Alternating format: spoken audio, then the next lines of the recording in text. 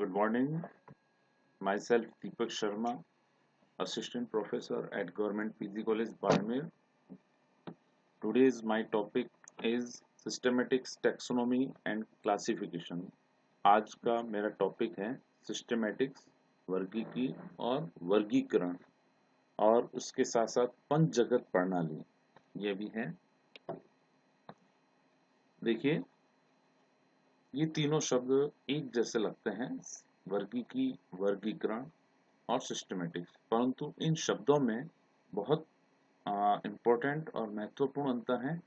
Exam में भी पूछे जाते हैं तो आपको इन तीनों शब्दों के बारे में स्पष्ट अंतर होना चाहिए।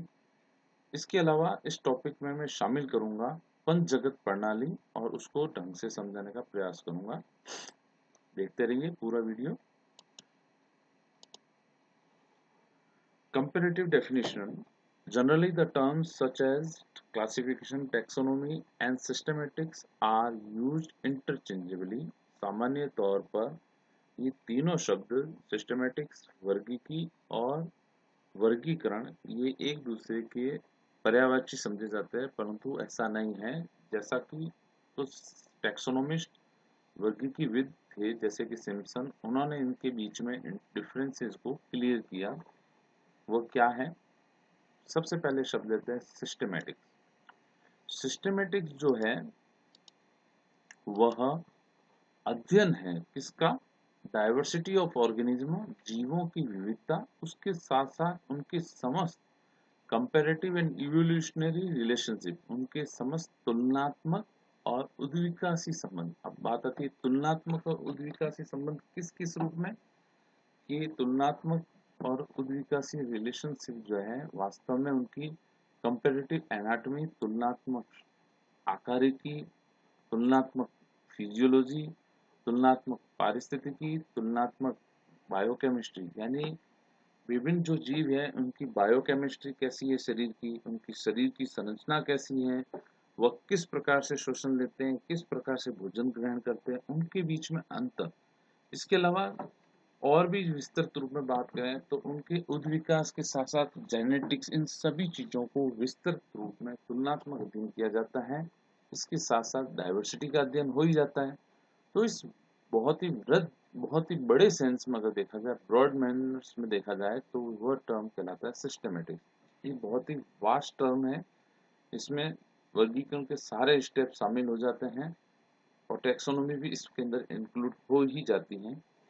क्लासिफिकेशन ये वास्तव में सिस्टमैटिक्स का सब टॉपिक है। Actually, it is the ordering or distributing of organism into groups on the basis of similarities and dissimilarities. मतलब वर्गीकरण, क्लासिफिकेशन मतलब वर्गीकरण, यानी वर्ग करना मतलब बांटना। बांटना किस आधार पे? उनकी समानताओं और असमानताओं के आधार पर। तो इसमें सीधा सा है कि विभिन्न जंतुओं को उनकी समानताओं और असमानताओं के आधार पर व्यवस्थित करना या बांटना, किसमें? ग्रुप्स में, ये कहलाता है वर्गीकरण। जीवों को समानताओं और असमानताओं के आधार पर समूहों में बांटना। Okay, now the term is taxonomy. What is taxonomy? Actually it is the constitution of systematics. ये कह सकते हैं हम, जो वर्गीकरण करने के सिद्धांत हैं, प्रिंसिपल्स हैं और तरीके हैं, उन सब का अध्ययन ये कहलाता है टैक्सोनॉमी। ओके, यानी सीधे शब्दों में कहें, वर्गीकरण के सिद्धांतों और तरीकों का अध्ययन टैक्सोनॉमी कहलाता है। यहाँ तक ये टर्म थे, परीक्षा में कई बार इन टर्म्स के बारे में पूछा जाता है, डेफिनेशन पूछी जाती है, आप इनके बारे में समझें। आपके सिलेबस में पंचजगत प्रणाली इम्पोर्टेंट है, परंतु मैं यहाँ पर वर्गीकरण की जो हिस्टोरिकल एस्पेक्ट हैं उनके बारे में भी बता देता हूँ। First of all, the living beings are divided in different kingdom strata.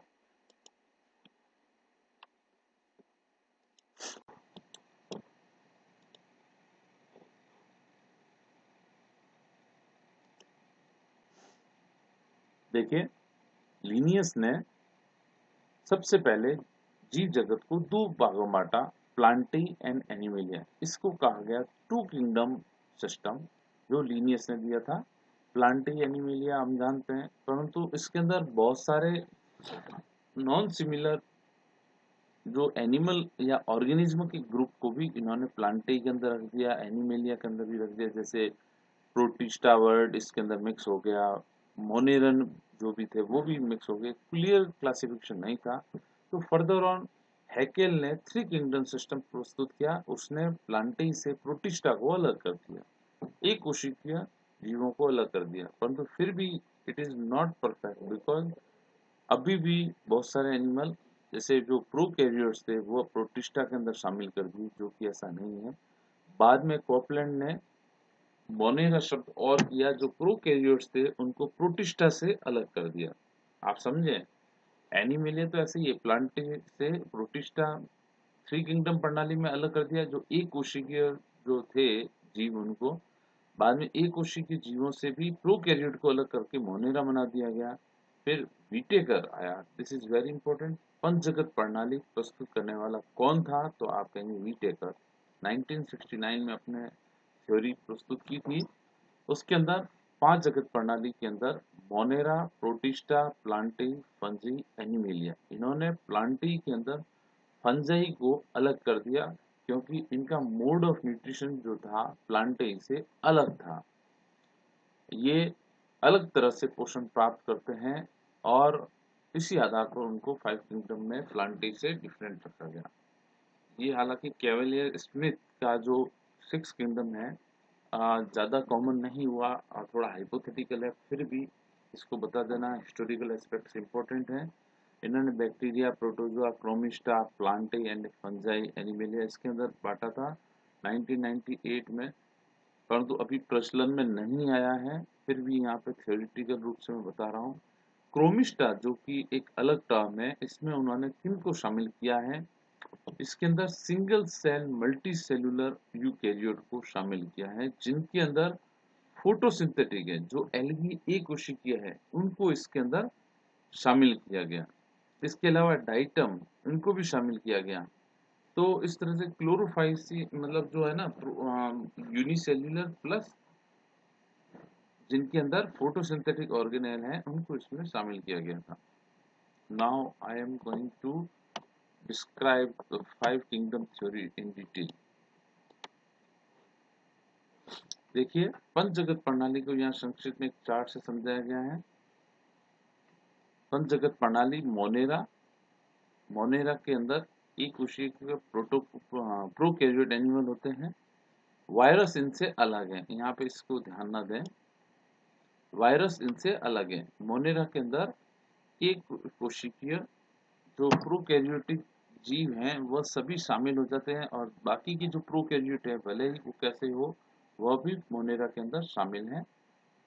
वह जबकि प्रोटिस्टा जो है इनसे अलग है। अलग कैसे कि वो यूकैरियोट्स है, यूकैरियोट्स जो एक कोशिकीय है वो प्रोटिस्टा कहलाए। आगे यूकैरियोट्स के बाद में जो यूनिसेलुलर के अलावा जो मल्टी सेलुलर थे, उनसे फंजाई, प्लांटी, एनिमेलिया, ये तीनों ही मल्टी सेलुलर है। मल्टी सेलुलर में जो भोजन को सेप्रोफाइटिक या जमीन से या मृत ऑर्गेनिक मटेरियल को एब्जॉर्व करते थे। देखिए यहाँ पर सोचने की बात है, जो ऑर्गेनिक मटेरियल को एब्जॉर्व करते हैं वो कहलाती है फंजाई। जो एब्जॉर्प्शन मोड जमीन से या कार्बनिक पदार्थों को जमीन से सीधे ही मृत पदार्थों, मृत जैविक अंशों से प्राप्त कर लेते हैं, वो फंजाई थी। प्लांटी यहाँ पे अलग है। प्लांटी के अंदर जो भोजन बनता है, इनऑर्गेनिक मटेरियल को पौधे जो है जड़ों से ऑब्जर्व करते हैं, एनवायरनमेंट की CO2 से प्राप्त करते हैं, और क्या बनाते हैं, ऑर्गेनिक मटेरियल। जबकि फंजाई कैसे मटेरियल एब्जॉर्व करती है, इनऑर्गेनिक की बजाय ऑर्गेनिक मटेरियल एब्जॉर्व करती है, उनको तोड़ करके फिर एब्जॉर्व करती है। जबकि एनिमेलिया के बारे में हम सभी जानते हैं कि चलने फिरने वाले जो कुछ भी खा लेते हैं, अपना भोजन कैसे भी प्राप्त कर लेते हैं, अन्य जीवों से भी प्राप्त करते हैं कुछ अपना भोजन आर्टिफिशियली। प्लांट की बात नहीं कर रहा हूँ यहाँ पे, जो मतलब आप एनिमेलिया से सब सर्वसुलभ है जानकारी।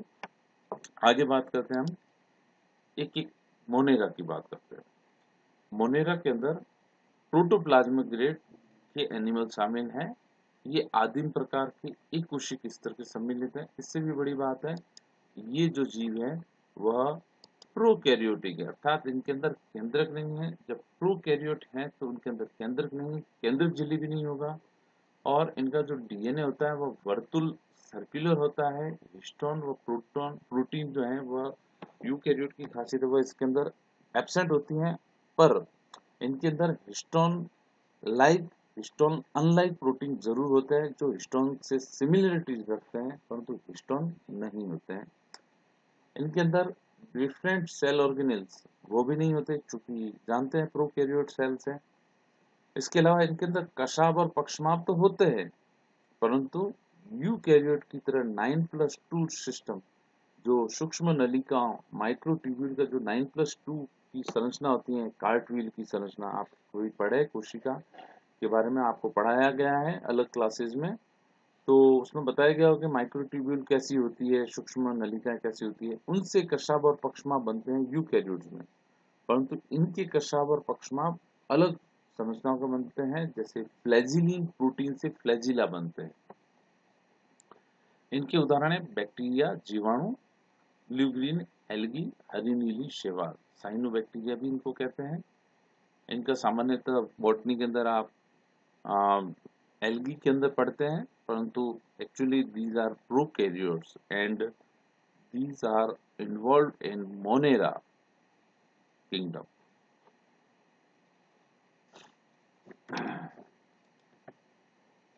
Now the term protista. Protista actually ये यूकैरियोटिक स्तर के एनिमल होते हैं, यूनिसेलुलर हैं और प्रो यूकैरियोटिक हैं। मैंने पहले ही बता दिया, चूंकि यूनिसेलुलर यूकैरियोट्स हैं तो इनके अंदर वेल डेवलप न्यूक्लियस होगा, न्यूक्लियस को कवर करने वाली न्यूक्लियर मेम्ब्रेन होती है। इसके अलावा डीएनए के साथ साथ हिस्टोन प्रोटीन है जो कि प्रोकैरियोट्स यानी मोनेरा के अंदर एब्सेंट थे, और सेल ऑर्गेनेल भी इनके अंदर मौजूद होते हैं। इनकी सीलिया और फ्लैजिला कोई फ्लैजिलिन प्रोटीन जो कि प्रोकैरियोट की विशेषता होती है उनसे न बनते हैं, बल्कि विशिष्ट प्रकार के ट्यूबुलिन प्रोटीन से बने हुए माइक्रोट्यूब्यूल जो कि 9+2 की संरचना व्यवस्थित होता है, कार्टविल स्ट्रक्चर होती है, उसके द्वारा होता है।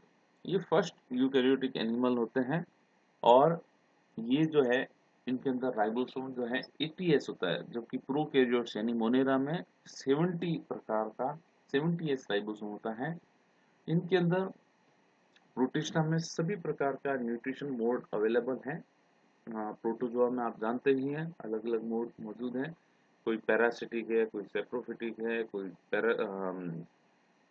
फोटोसिंथेसिस भी कर लेते हैं। तो एक्चुअली जो पंचगत प्रणाली में जो प्रोटिस्टा दिया गया था उसमें एक कोशिकीय शैवाल भी है, तो उसमें अमीबा भी शामिल हैं, और इसके अलावा जो सक्टोरियन जो सीलियड्स है वो भी इसमें शामिल हैं।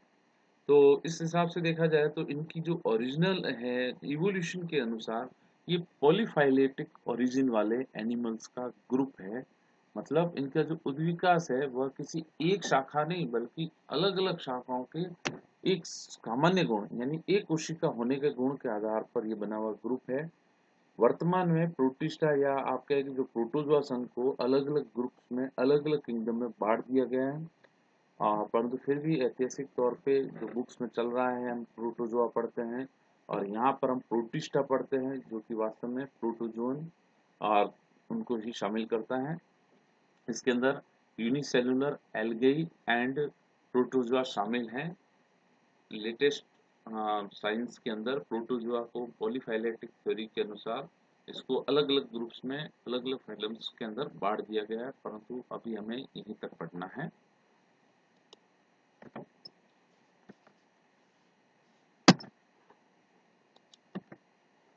फंजाई फंजाई किंगडम प्लांटी से आप इसकी तुलना कीजिए। प्लांटी और फंजाई में अंतर क्या है? ये हेटेरोट्रोफिक है, जबकि प्लांटी कैसे होता है? ऑटोट्रोफिक। यहाँ पे फंजाई और इनके बीच में अंतर रखना ध्यान रखना बहुत जरूरी है।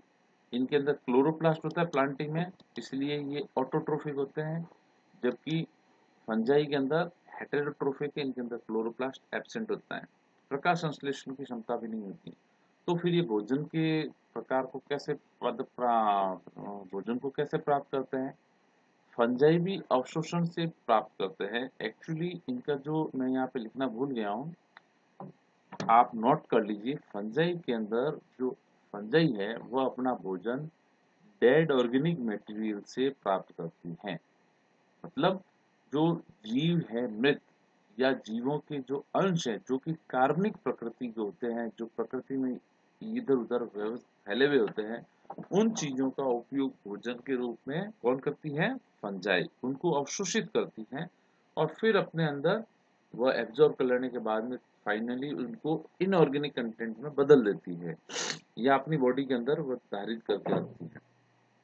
तो कुल मिला के इनका जो भोजन का सोर्स है वह ऑर्गेनिक मटेरियल से होता है, जबकि प्लांटेई के अंदर जो ऑटोट्रॉफिक है प्लांट, वह अपना भोजन जब अकार्बनिक पदार्थों से अपना भोजन बनाते हैं। अकार्बनिक भोजन कौन पदार्थ कौन से? जैसे CO2, जल, इनको प्रकाश संश्लेषण की क्रिया में क्या बनाते हैं? कार्बोहाइड्रेट यानी स्टार्च बनाते हैं। जबकि फंजाई के अंदर ऑर्गेनिक मटेरियल का उपयोग करते हैं और इनका संचित भोजन क्या होता है? ग्लाइकोजन, जो कि एनीमिलिया के समान है। इनके अंदर वो एग्जाम्पल है यीस्ट, मशरूम, रस्ट। आपको मैं फिर से रिमाइंड कर देता हूँ, फंजाई और एनीमिलिया के अंदर डिस्क्राइब करते समय उनके भोजन की मोड व किस प्रकार का भोजन ग्रहण करते हैं, इसके बारे में जरूर डिस्कस करें आप। फंजाई ऑर्गेनिक मटेरियल को एब्जॉर्ब करती हैं, ऑर्गेनिक मटेरियल से अपना कंटेंट प्राप्त करती है, जबकि प्लांटी ऑटोट्रॉफिक होते हैं और फोटोसिंथेसिस के अंदर इनऑर्गेनिक मटेरियल से ऑर्गेनिक मटेरियल बनाते हैं जो समस्त जीव जगत को प्राप्त होता है और पूरी खाद्य श्रृंखला इन्हीं के ऊपर निर्भर है और इन्हीं से ऑर्गेनिक कंटेंट धरती पर बनते हैं, जिनसे फर्दर रिसाइकलिंग के तौर पर फंजाई काम करती हैं। यहाँ पे क्लियर हो गया। पादप जगत भोजन बनाता है प्रकाश संश्लेषण द्वारा, उसको विभिन्न जीव ग्रहण करते हैं, खाद्य श्रृंखला में ऑर्गेनिक कंटेंट की मात्रा धरती पर बढ़ती जाती है और इसी ऑर्गेनिक कंटेंट को पुनः अकार्बनिक पदार्थों यानी मृदा के अंदर कौन बदलता है? Fungi. This is very important, fungi. Now term animalia, ये भी मल्टी सेलुलर है। यहाँ पे मैं बता दूं, फंजाई, प्लांटिंग, एनिमेलिया तीनों के तीनों मल्टी सेलुलर यूकैरियोट्स होते हैं। इनका भोजन का मोड भी हेटेरोट्रोफिक है। ठीक है, हेटेरोट्रोफिक मतलब अन्य से अपना भोजन प्राप्त करना और अन्य में से अपना ऑर्गेनिक कंटेंट प्राप्त करना। सामान्यतः पादप ही ऐसे एनिमल होता जीव होते हैं जो अपना भोजन इनऑर्गेनिक से बनाते हैं। समस्त जंतु जगत और फंजाई जगत अपना भोजन ऑर्गेनिक मटेरियल से प्राप्त करते हैं, इसीलिए वह हेटेरोट्रोफिक कहलाते हैं। ऑर्गन सिस्टम लेवल है इनके अंदर, और भी मटेरियल दूसरे ग्रेड हो सकते हैं, टिश्यू ऑर्गन, ऑर्गन सिस्टम, परंतु जनरली जो एनिमिलिया वह हम पढ़ते हैं वो ऑर्गन सिस्टम समझ सकते हैं। स्टोरेज फूड मटेरियल ग्लाइकोजन है, well developed locomotive system and reproductive organ etcetera. परंतु यहाँ पे सबसे इंपॉर्टेंट है भोजन का mode heterotrophic, multi cellularity, eukaryotic animals. तो ये मल्टी सेलुलर एनिमल्स के बारे में आप जानते ही हैं। किंगडम एनिमेलिया को और भी आगे 3 उपजगत में वर्गीकृत किया गया। एग्नेटोजुआ, मीसोजुआ, इसका जो सब किंगडम है, सब किंगडम पैराजुआ जिसके अंदर पोरीफेर आता है, सब किंगडम यूमेटोजुआ जिसके अंदर यूमेटोजुआ के एनिमल्स आते हैं, जो कि मीसोजुआ और पोरीफेरा से हायर होते हैं। यूमेटोजुआ को रेडिएटा एंड बाइलेटेरिया के अंदर बांटा गया है। इनको मैं ढंग से नेक्स्ट किसी टॉपिक में ढंग से समझाऊंगा, यहाँ पर संक्षिप्त में ही बताया है मैंने। मोनेरा के अंदर साइनोफाइटा जो ब्लू ग्रीन एल्गी आती हैं, और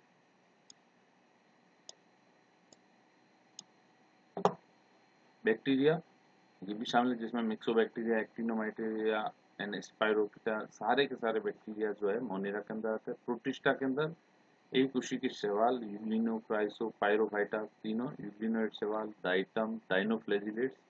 इसके अलावा प्रोटोजोन सारे आ जाते हैं।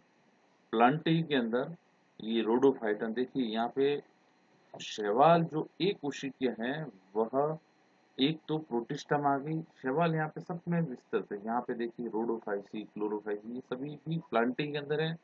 क्योंकि ये बहुकोशिकीय है इसलिए प्लांटी में शामिल है। जो एक कोशिकीय यूकेरियोट शैवाल है वो यहाँ पर है, यूग्लिनोफाइटा, क्राइसोफाइटा, पायरोफाइटा। परंतु शैवाल जो कि प्रोकैरियोटिक है वह आ गई मोनेरा के अंदर। तो ये एक तरह से फोटोसिंथेटिक ऑर्गेनिज्म जो हैं अलग अलग ग्रुपों में, अलग अलग किंगडम्स में फैले हुए हैं।